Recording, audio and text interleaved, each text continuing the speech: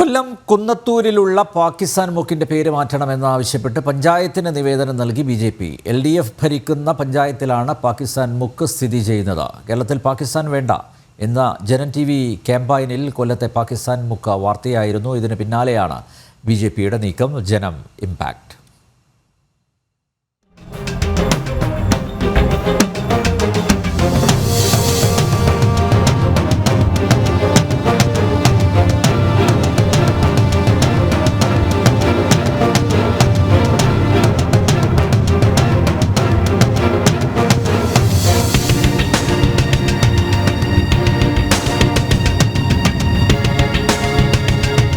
ജനം TV വാർത്തയ്ക്ക് പിന്നാലെയാണ് ബി.ജെ.പി. നേതൃത്വം പഞ്ചായത്ത് സെക്രട്ടറിക്ക് നിവേദനം നൽകിയത്.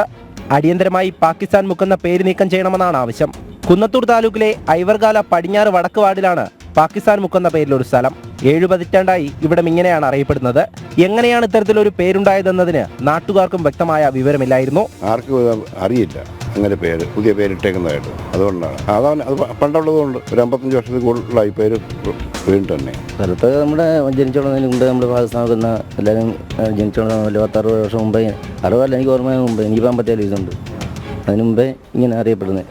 മാറ്റാൻ ശ്രമം ഉണ്ടായിരുന്നു. 1-2 പേര് വേറെ പേരിട്ട് പ്രിയദർശിനി നിന്നിട്ട് പിന്നെ 1-2 പേരൊക്കെ ഇട്ട് അത് ഓരോരുത്തർ വ്യക്തിപരമായിട്ട് പാർട്ടിക്കാരൊക്കെ ഇട്ട് അതൊന്നും നിലവിൽ വരത്തില്ലല്ലോ. ഈ പഴയ പേര് തന്നെ എല്ലാവരും ഇപ്പോൾ ജനിച്ചു വരുന്ന കുട്ടികൾ പോലും അത് തന്നെ ഉപയോഗിക്കുന്നത്.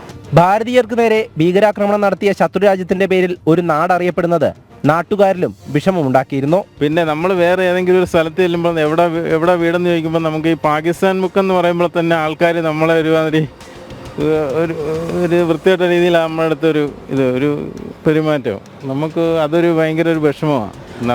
നമ്മളുമായിട്ട് ഭയങ്കര ശത്രുതയിൽ നിൽക്കുന്ന ഒരു രാജ്യത്തിൻ്റെ ഒരു പേരിടുക എന്ന് പറയുമ്പോൾ പണ്ടേതോ ഒരു ബസ്സുകാരനൊരു പേര് പറഞ്ഞെന്ന് വിചാരിച്ച് അതങ്ങ് ഇതായതാണ്.